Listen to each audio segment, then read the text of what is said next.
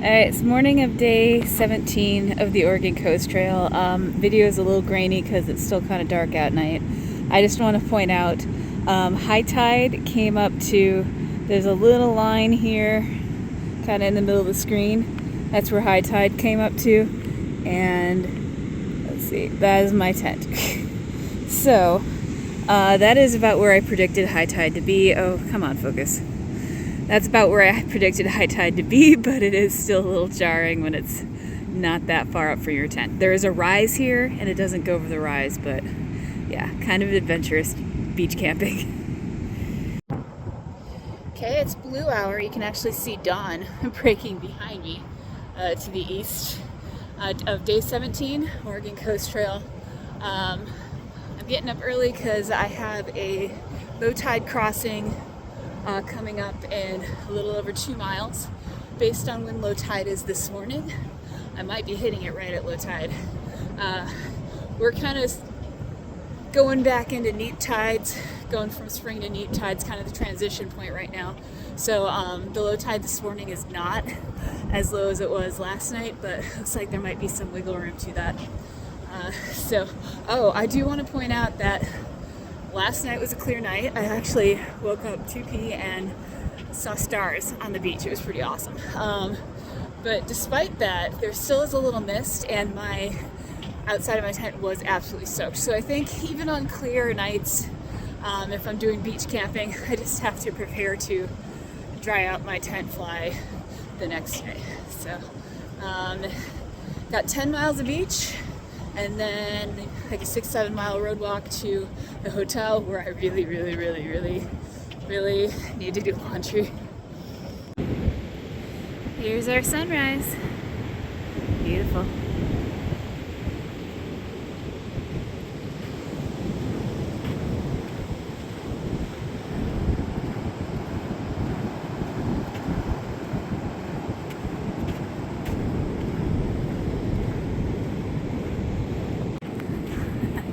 So approaching 10 Mile Creek, scaring off all the birds.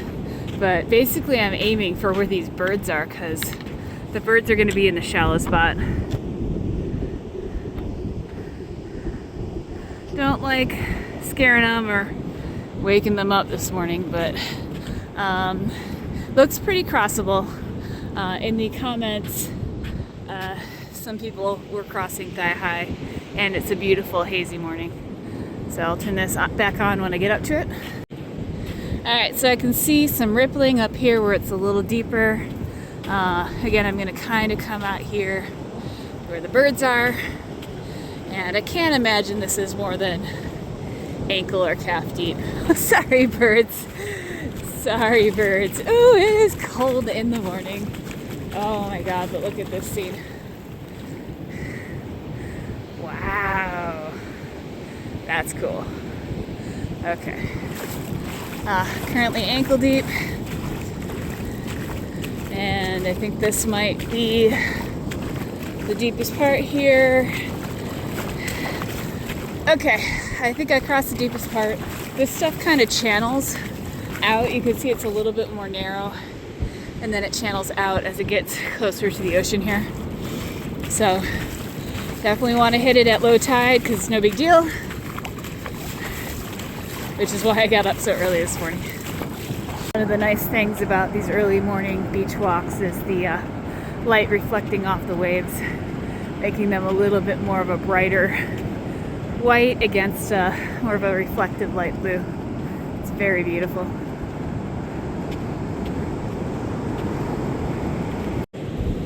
So you can see up here on the rise there's tire tracks. I'm not sure if this is an OHV area, probably is, or if you're allowed to drive vehicles on the beach.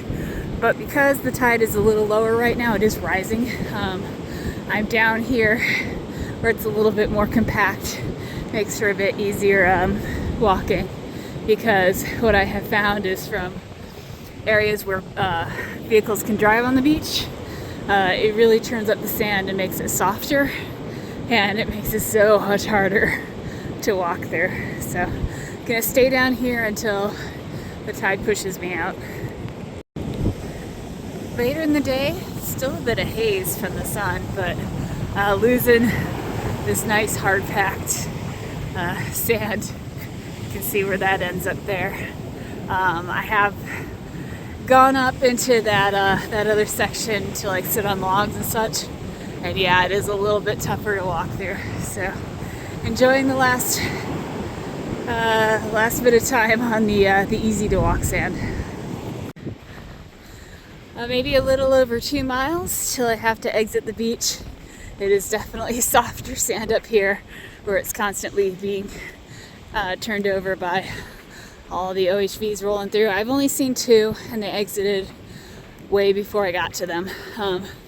As annoying as the soft sand is to walk through, once I exit the beach, it's going to be a road walk partway around Coos Bay, and I'm going to be so sad and reminiscing about all that soft sand I could have walked through instead of the roads.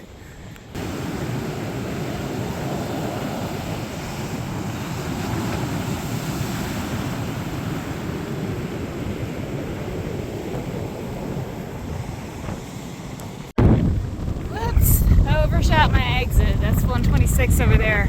The 126 is only from visible from this side, not the other side. So exiting the beach now. Okay, so this is supposed to lead to an OHV campground. Should have water and bathrooms. And it's all a road walk after this, so I'm gonna stop for lunch, take my shoes off a little bit, let my feet fully recover. And then it's a road walk around Coos Bay. Yeah, with that amount of sun and wind, I think that tent should dry pretty quickly. Okay, headed out for my road walk around the Coos Bay system.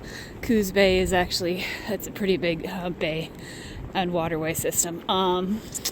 So I'm doing part of it today, standing up in North Bend, the town of North Bend, and then finishing the rest of it tomorrow. So I have about 6.5 miles of road walk to the Quality Inn, which is my destination for today. It's the reason for picking it is it's right smack dab in the middle of all of my town chores. So there's all the shops and such I need are directly next to it. And about half of that road walk for today is this road. It's Horsefall Beach Road. Gonna be at it for almost 3 miles. And luckily I only have 2 miles of US 101 today. So hopefully, fingers crossed, this will be a pretty chill road walk. You know what? I'm about a mile down this first road walk. And if this was the road walks just in general, they would not be so bad. This is there's been hardly any cars. It's shaded, it's protected, like the wind's been coming through, but the tree's been offering protection. It smells like the woods. This first mile has just gone really quickly. Crossing my first of, I think, 3 bridges and getting blasted with wind. So you can see some dunes over there.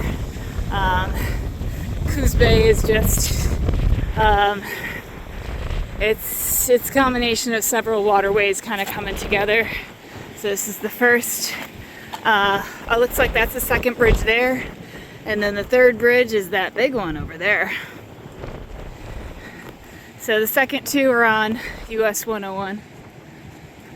Hopefully you can hear me. The wind, holy cow, has super picked up since I've hit the bridge. In front of me is US 101. I'm being passed by all sorts of trucks, pickups, big logging trucks. They're all coming down off of 101. But gonna turn right on 101, hit the second bridge. In case it's this windy on the third bridge, that's our view of the third bridge.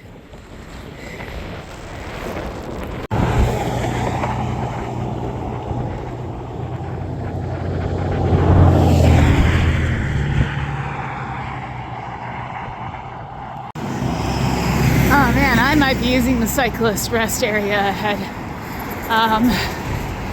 Yeah, having all those very loud trucks that close to you, it's a little stressful. Need a mental break too. Looks like there might be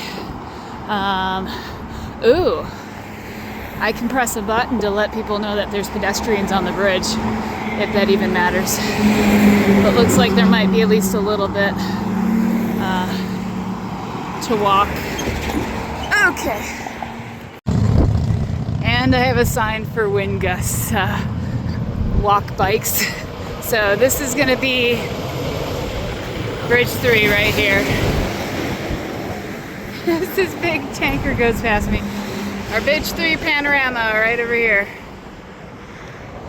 All right, I'm turning this off until I'm over on the other side.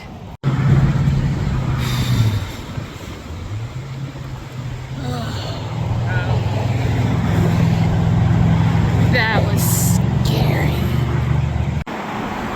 Oh, I will definitely be using that and explain my reaction. Cute sign up ahead. Welcome to North Bend. I'm so glad to be off that bridge. Okay, so I'm less than a mile from my hotel, but oh, I need a minute. That bridge was legitimately scary. So there were wind gusts at the top. There's not a whole lot of sidewalk to walk, and so I have the wind gusts coming off the bay, and then those large vehicles going next to me are creating their own wind breaks and patterns and such. So I was literally being like whipped around like that. I had one arm around the railing the entire time. I had to take it off, you know, when there were struts and stuff, but like I was holding on as I was being whipped around out there. It was a big long bridge and it was legitimately scary. So I'm gonna take a minute. All right, leaving the park. That's the rest area. That's US 101.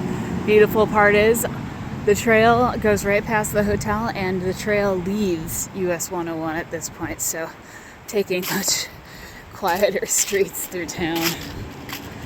Oh boy. Oh, it's like a beacon. I know I've got a lot of town chores to do right now, but I might need a nap after that bridge with the battle. Nap first, laundry second. Ending my day in the hot tub. Good place to end it. I should point out that you can take the bus across the bridge if you don't want to do it. It was a windy day for me, which was what made it really scary. It's not always going to be that windy, but there is the bus that if you want to, it goes twice a day and you have to call ahead for it, but the bus is an option. So one of the things I figured when I got in was instead of rushing around to try and beat all the small town closing times in order to get my town chores done, is take a nap, use the hot tub, do a zero. So tomorrow I'm going to do a 0 day, take care of all of my town chores. There's also some logistic issues coming up on the trail. For instance, it's still 19 miles to get back to the beach. Coos Bay is very big. So that, and it looks like there's at least a 30-mile stretch further down the trail with no legal camping or hotels, so you need to figure that out too. So instead of stressing and trying to do all that today and then getting up early to make it to the beach tomorrow, I'm just going to take a 0 and maybe another day in the hot tub. So join me tomorrow for my 0 day when I do my town chores.